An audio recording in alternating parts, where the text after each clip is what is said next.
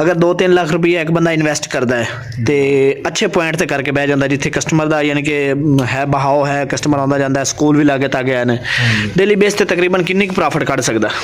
Daily base ते जे अगर उन्होंने काम ज़्यादा चलता है तो फिर 1000 1500 2000 तक भी उसे जेड़ा ना प्रॉफिट कट सकता है। सही, यानी कि 2 लाख रुपए का इन्वेस्ट। अस्सलाम वालेकुम जनाब, जिस तरीके तुहानूं कल एक बिजनेस आइडिया दिता सी, अज एक और बिजनेस आइडिया के वाले नाल तुहाडे नाल गुफ्तगू करन लग्या। तुसीं वेखदे रहो यूट्यूब चैनल, इस तरीके अपने वीडियो नूं लाइक करो, सबसक्राइब करो तो शेयर करो ताकि असीं तुहानूं मज़ेदार वीडियो बना के विखाउंदे रहिए, बेहतरीन आइडिया देंदे रहिए और छोटे छोटे प्रॉफिटेबल जिहड़े आइडिया ने तुहानूं देंगे कि छोटे जिहड़े कारोबार ने थोड़ी इन्वेस्टमेंट नाल तुसीं कर सकदे हो, कितने पैसे नाल तुसीं कर सकदे हो, माल कित्थों लिया सकदे हो, किवें दा माल लै सकदे हो, की खरीदोगे, कित्थों किवें खरीदोगे, ये सारी डिटेल असीं तुहानूं अगे इस वीडियो दसांगे इंशाअल्लाह ताला। तुसीं वेख रहे हो, वेख के तुहानूं तकरीबन आइडिया हो ही गया होएगा कि किस चीज़ की यह दुकान हैगी, की इहदे विच पिया वा ते की सूरत हाल आ। अबे जल्दी बोल, कल सुबह पनवेल निकलना। तो बाकी जी दी तफसील है इंशाअल्लाह ताला आप फाइनल गुफ्तगू करते हैं, वो पुछ के तुहानूं दसदे हैं भी कित्थों लियांदा, किन्ने दा मिलदा ते किन्ने दा बेचदा, किन्ना प्रॉफिट है और किन्ना मार्जिन है, किन्ना इन्वेस्टमेंट है इहदे विच।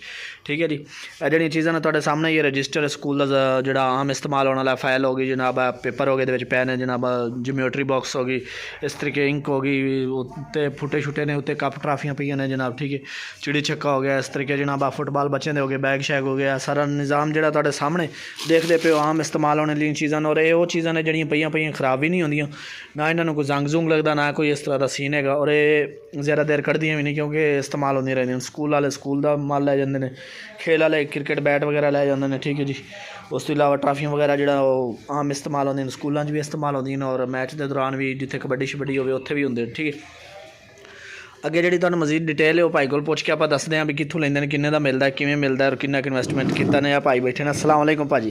वालेकुम सलाम जी, की हाल है? अल्लाह दा शुक्र। अच्छा भाजी, तुसीं जरा सानूं दस देना भी किन्ना इन्वेस्ट कीता तुसीं इस कारोबार च? मैं इहदे तकरीबन कोई 8 लाख रुपया इन्वेस्ट किया। 8 लाख रुपये, थोड़ा जिहा उच्चा बोलना माजरत नाल। अच्छा भाई जान, 8 लाख अगर एक बंदे कोल नहीं, उहदे कोल है कोई 2-3 लाख, तो क्या वो 2-3 लाख रुपए नाल भी ये कारोबार कर सकदा है? बिल्कुल कर सकता। अब तो सच बोल दे भोसड़ी के।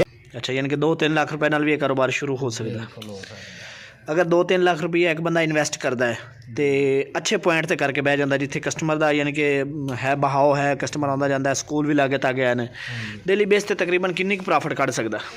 डेली बेस ते जे अगर उन्होंने काम ज़्यादा चलता है तो फिर 1000 1500 2000 तक भी उसे जेड़ा ना प्रॉफिट कट सकता है। सही, यानी कि 2 लाख रुपए का इन्वेस्टमेंट करके डेली का बेस ते 2000 रुपया कमा सकदा। हाँ, 1500 2000 रुपया कमा सकता है। सही, और अगर 7-8 लाख रुपये करता है और जिस तरीके तुसी विच बाहर लिखिया तुहाडे बोर्ड ते कि होलसेल रेट ते, होलसेल रेट ते अगर दे के दुकान वालियां नूं, स्कूल वालियां नूं मटीरियल दे के इस तरीके नाल किन्नी दिहाड़ी कढ़ सकदा बंदा? अगर होलसेल च ज़्यादातर ना होलसेल ते प्रॉफिट घट हुंदी है, लेकिन जेड़ा ना साडे कोल माल जेड़ा असीं दिन्ने आ प्रॉफिट लोकां नूं माल ज़्यादा दिन्ने आ असीं ते होलसेल दे मुताबिक रुपया 2 रुपया रखना हुंदा है। सही, अगू उन्होंने फिर अपना ना 100 वाला दसता है तो उन्होंने 100 च ही बेचना है, असी तो 75 च 76 च 77 च इत्थे देना होंदा है। सही, ठीक है, सानू 72 73 का पिछे पैंदा।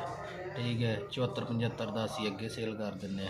यानी कि अगर एक दुकानदार होलसेल रेट नहीं देता, अगर वो नॉर्मली अपनी दुकानदारी करता यानी कि 70 रुपए का एक रजिस्टर लैके 100 रुपए का बेच सकता। हाँ, ठीक है, ज़्यादा प्रॉफिट, यानी कि 30 रुपये एक रजिस्टर के पिछे प्रॉफिट है, यानी कि होलसेलर नालों रीसेलर नूं ज़्यादा प्रॉफिट। रीसेलर नूं ज़्यादा सही, इस तरीके बाकी रजिस्टर तो हट के जिहड़े पेंसिल वगैरह ये विच किन्ना मार्जिन होंदा? एक पेंसिल के पिछे जिहड़ी तुसीं पेंसिल फड़ी हत्थ दे विच, किन्ने क दी मिलदी है पिछू और किन्ने क दी सेल करदा दुकानदार? 145 की सानू पिछे डब्बी मिली है। अच्छा, 145 की डब्बी, किन्नियां पेंसिलां होंदियां डब्बी च? ये 10 पेंसिल होंदियां ने। ठीक है, एक किन्ने दी बिकदी है? ये 20 रुपए की बिकदी है दुकान ते? दुकान ते, यानी कि 145 की लिया के तो 150 की असां डब्बी अगर दुकानदारां नूं देनी हुंदी, सही, उन्होंने 200 च सेल करनी है। यानी कि डब्बी पिछे 50 रुपए है ने, उन्होंने सानू डब्बी पिछे 5 रुपये, तुहानूं डब्बी पिछे 5, यानी कि ऐसे होलसेलर नालों रीसेलर अच्छे कमांदा रीसेलर अच्छे। अगर वह अच्छा पॉइंट है तो ज्योमेट्री बॉक्स वगैरह। अच्छा, ट्राफियां पईयां ने, ट्राफियां दे विच की सीन है, किन्ने क दी तकरीबन मिलदी और किन्ने क दी अगे विक जांदी है? ट्राफी दे विच जे अगर असां होलसेल ते दिन्ने आ ना तो फर्ज करो कि सानू है कोई 30 35 40 45 रुपए दी 50 55 60 70 तक इत्थे तक सानू पैंदी। ਲੇਕਿਨ ਅਸਾਂ ਹਰ ਚੀਜ਼ ਪਿੱਛੇ ਇੰਨਾ ਮਾਰਜਨ ਨਹੀਂ ਰੱਖਦੇ, ਅਸੀਂ ਸਿਰਫ ਰੁਪਈਆ 2 ਰੁਪਈਏ 3 ਰੁਪਈਏ। ਦੁਕਾਨਦਾਰ ਕਿੰਨੇ ਕੁ ਦੀ ਵੇਚਦਾ ਹੈ? ਦੁਕਾਨਦਾਰ ਹੁਣ ਫਰਕ ਕਰੋਗੇ, ਇਹ ਟਰਾਫੀ ਹੈ ਨਾ, ਉਹ 60-70 ਦੀ ਵੇਚੇਗਾ, ਅਸੀਂ 35-40 ਰੁਪਏ ਦੀ ਆ ਦੇਣੀ। ਯਾਨੀ ਕਿ 40 ਰੁਪਏ ਦੀ ਲੈ ਕੇ ਇਹ ਜਿਹੜੀ ਸਭ ਤੋਂ ਛੋਟੀ ਟਰਾਫੀ ਆ ਤੁਸੀਂ ਵੇਖ ਰਹੇ ਹੋ ਸਾਰਿਆਂ ਤੋਂ ਅੱਗੇ ਪਈ ਹੈ, ਯਾਨੀ ਕਿ 35-40 ਰੁਪਏ ਦੀ ਲੈ ਕੇ ਉਹ 70 ਰੁਪਏ ਦੀ ਆਰਾਮ ਨਾਲ ਵੇਚ ਲੈਂਦਾ, ਆਰਾਮ ਨਾਲ। ਯਾਨੀ ਕਿ 30 ਰੁਪਏ ਦੇ ਪਿੱਛੇ ਵੀ ਪ੍ਰੋਫਿਟ, ਯਾਨੀ ਕਿ ਪ੍ਰੋਫਿਟੇਬਲ ਕੰਮ ਹੈਗਾ। ਹਾਂਜੀ। ਠੀਕ ਹੋ ਗਿਆ, ਬਹੁਤ ਸ਼ੁਕਰੀਆ ਬਾਈ ਜਾਨ, ਤੁਹਾਨੂੰ ਆਈਡੀਆ ਦਿੱਤਾ। ਬਾਈ ਕੋਲ ਗੁਫ਼ਤਗੂ ਵੀ ਆਪਾਂ ਕੀਤੀ, चलो भाई देखो अब मैं क्या करता हूँ। ਪੁੱਛ ਦੱਸੇ। ਅੱਛਾ ਮਾਜ਼ਰਤ ਨਾਲ ਇੱਕ ਸਵਾਲ ਹੋ ਰਿਹਾ ਬਾਈ ਜਾਨ ਕਿ ਲੈਂਦੇ ਕਿੱਥੋਂ ਉਹ ਮਾਲ? ਅਸੀਂ ਲਾਹੌਰੋਂ ਉਰਦੂ ਬਾਜ਼ਾਰ ਚ ਲਈਦਾ। ਉਰਦੂ ਬਾਜ਼ਾਰ 'ਚ ਕੋਈ ਮੇਨ ਪੁਆਇੰਟ ਖਾਸ ਜਿੱਥੋਂ ਕਿ ਬਿਲਕੁਲ ਸਸਤਾ ਮਾਲ ਮਿਲਦਾ, ਕਿਉਂਕਿ ਤੁਹਾਡਾ ਤਜਰਬਾ ਹੈ, ਤੁਸੀਂ ਕਰਦੇ ਪਏ ਹੋ ਕੰਮ। ਹਾਂਜੀ, ਸਾਡਾ ਅਸੀਂ ਵਸੀਮ ਕਾਪੀ ਵਾਲੇ ਨੇ, ਉਹਨਾਂ ਤੋਂ ਮਾਲ ਚੱਕੀਦਾ। ਉਸ ਤੋਂ ਬਾਅਦ ਆਫਤਾਬ ਸੰਜ਼ ਵਾਲੇ ਨੇ, ਉਹਨਾਂ ਕੋਲ ਮਾਲ ਚੱਕੀਦਾ। ਉਸ ਤੋਂ ਬਾਅਦ ਗਫੂਰ ਸੰਜ਼ ਵਾਲੇ ਨੇ, ਉਹਨਾਂ ਕੋਲੋਂ ਗਫੂਰ ਸਪੋਰਟਸ ਵਾਲਿਆਂ ਕੋਲ ਮਾਲ ਚੁੱਕੀਦਾ। ਇਸ ਤਰ੍ਹਾਂ ਕਰਕੇ ਨਾ ਅਸੀਂ ਜਿਹੜੇ ਵੱਡੀ ਦੁਕਾਨਾਂ ਹੋਲਸੇਲ ਦੀਆਂ ਨੇ ਨਾ ਲਾਹੌਰ ਦੇ ਵਿੱਚ, ਅਸਾਂ ਉਹਨਾਂ ਤੋਂ ਮਾਲ ਚੱਕਣਾ ਹੁੰਦਾ। ਅੱਛਾ, ਜਿਹੜਾ ਸਪੋਰਟਸ ਦਾ ਸਮਾਨ ਪਿਆ, ਜਿਸ ਤਰੀਕੇ ਕਿ ਆ ਬੱਲੇ ਪਏ ਨੇ, ਉਧਰ ਬੱਲੇ ਪਏ ਨੇ, ਆ ਗੇਂਦਾ ਗੁੰਦਾ ਪਈ, ਇਹ ਤਾਂ ਸਿਆਲਕੋਟ ਦੀ ਪ੍ਰੋਡਕਟ ਹੈ, ਕਿੱਥੋਂ ਚੁੱਕਦੇ ਹੋ ਤੁਸੀਂ? ਇਹ ਅਸੀਂ ਸਿਆਲਕੋਟੋਂ ਵੀ ਮੰਗਾਈਦਾ ਤੇ ਲਾਹੌਰੋਂ ਵੀ ਮੰਗਾਈਦਾ। ਸਹੀ, ਬਿਹਤਰ ਕਿੱਥੋਂ, ਲਾਹੌਰੋਂ ਜਾਂ ਸਿਆਲਕੋਟੋਂ? ਸਿਆਲਕੋਟ। ਅੱਛਾ, ਯਾਨੀ ਕਿ ਸਪੋਰਟਸ ਦਾ ਸਮਾਨ ਅਗਰ ਤੁਸੀਂ ਲੈਣਾ ਤਾਂ ਸਿਆਲਕੋਟ ਰਾਬਤਾ ਕਰੋ, ਔਰ ਅਗਰ ਸਟੇਸ਼ਨਰੀ ਵਗੈਰਾ ਕਾਪੀਆਂ ਕਿਤਾਬਾਂ ਕਾਪੀਆਂ ਪੈਨਸਲਾਂ ਲੈਣੀਆਂ ਤੇ ਇਹਦੇ ਵਾਸਤੇ ਤੁਸੀਂ ਬਾਈਜਾਨ ਨਾਲ ਰਾਬਤਾ ਕਰੋ ਲਾਹੌਰ। ਬਹੁਤ ਸ਼ੁਕਰੀਆ ਬਾਈਜਾਨ ਤੁਹਾਡਾ। ਬਾਈਜਾਨ ਇਸੇ ਤਰੀਕੇ ਅਗਰ ਤੁਹਾਨੂੰ ਵੀਡੀਓ ਪਸੰਦ ਆਵੇ, ਆਈਡੀਆ ਪਸੰਦ ਆਵੇ ਕਾਰੋਬਾਰ ਦੇ ਹਵਾਲੇ ਨਾਲ, ਤਾਂ ਬਾਈਜਾਨ ਸਾਡੀ ਵੀਡੀਓ ਨੂੰ ਲਾਈਕ ਕਰੋ, ਸ਼ੇਅਰ ਕਰੋ, ਚੈਨਲ ਸਬਸਕ੍ਰਾਈਬ ਕਰ ਦਿਓ ਤਾਂ ਕਿ ਅਸੀਂ ਅਗਲੀ ਵੀਡੀਓ ਬਣਾਈਏ ਤਾਂ ਤੁਹਾਨੂੰ ਮਜ਼ੇਦਾਰ ਵਲੌਗ ਵੀ ਵਿਖਾਉਂਦੇ ਰਹੀਏ ਔਰ ਆਈਡੀਆ ਵੀ ਦਿੰਦੇ ਰਹੀਏ ਬਿਜ਼ਨਸ ਦੇ।